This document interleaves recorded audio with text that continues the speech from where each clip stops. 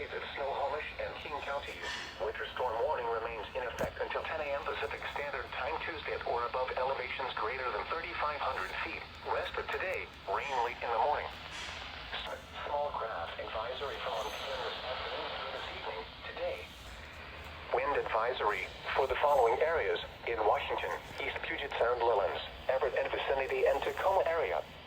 Wind advisory remains in effect until 2 p.m. Pacific Standard Time this afternoon. What? South winds 20 to 30 miles per hour with gusts up to 45 miles per hour, becoming west to southwest mid to late morning and continuing through early this afternoon. Where? Central Coast, East Puget Sound Lowlands, Everett and vicinity, Lower Chehalis Valley area, Southwest Interior, and Tacoma area. When? Until 2 p.m. Pacific Standard Time this afternoon. Impacts. Gusty winds could blow around unsecured objects. Tree limbs could be blown down and a few power outages may result. Additional details.